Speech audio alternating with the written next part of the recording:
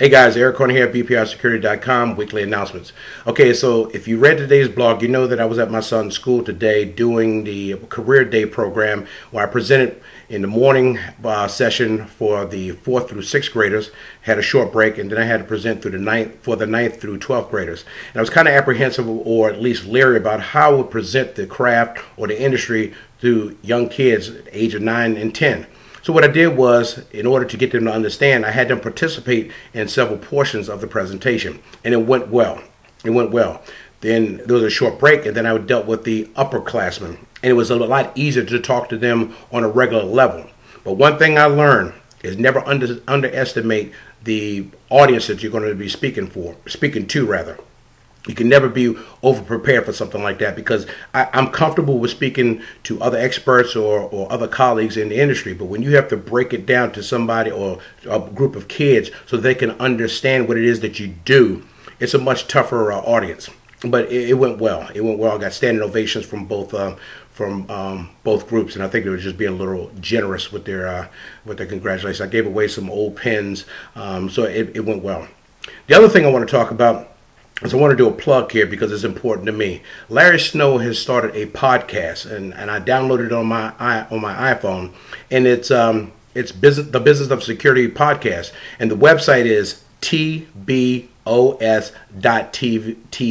So that's Tango Bravo Oscar Sierra Tango Victor, tbos.tv. So I listened to the first podcast, was yesterday, I believe, or maybe the day before, and he went through the whole thing as far as, branding, websites, what to do, what you shouldn't do, and his ideas from his expertise from web design specifically to security and executive protection craft, and what you should do. Very informative, extremely informative. Today on the podcast, he interviewed Tony Scotti. Now, I'm not going to tell you the relationship between Larry and Tony Scotti because he didn't mention it on the podcast, so I'm going to leave that alone. But you should know that before I get to the point that I'm trying to make, I've never met Tony Scotti before, and I've only spoken to him maybe about 15 minutes on the phone, unrelated to specifics of the industry, but more so to this a portion of my book. So I've never talked to him about the industry. Today's podcast, Tony Scotti hit out the park most of the points that I've been talking about over the last year. Specifically, mentorship, relationships between provider and student, whereas if somebody puts money in your pocket, they go to your training and they go out the door with a certificate in their hand, the relationship really just started. And those are the words out of Tony Scotti's mouth. The other part he was talking about was these associations, where they pad the pockets of the founders of the associations and really don't do any purpose for the members. Go back to some of my blogs. Those are the exact same things that I've been talking about over the past. And me and Tony Scotti have never spoken about that. Just this past week, I did a blog on an article that I read that came across LinkedIn called Leadership in Executive Protection by Frank Gallagher. I have never met Frank Gallagher, and I have never spoken to Frank Gallagher. The article that he wrote further exemplified some of the things that I was saying in terms of leadership is missing. They're not doing what they're supposed to do.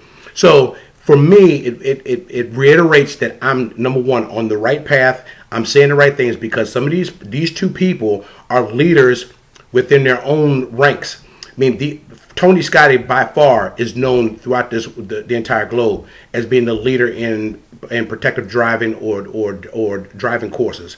That goes without saying. Frank Gallagher, on the other hand, equally has a huge following, and people respect his word.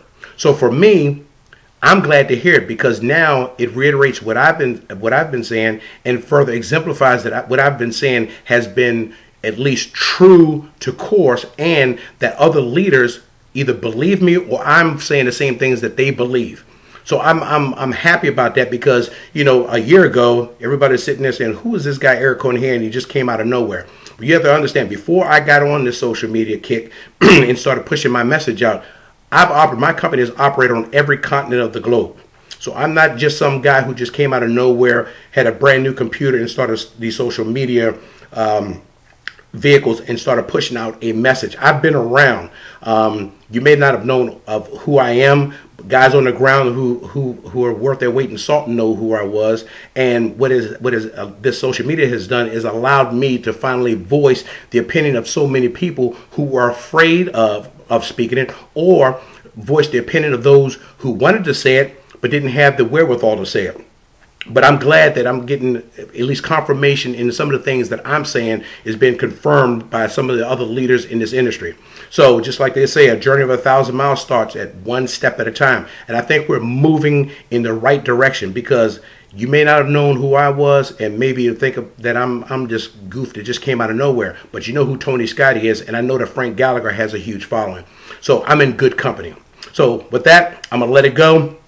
The career day went well today, and I said to them, just like I'm going to say to you, remember, every time you're on a detail, there are two protectees: the man or woman in the back right seat and your reputation. Either one get harmed, you're done.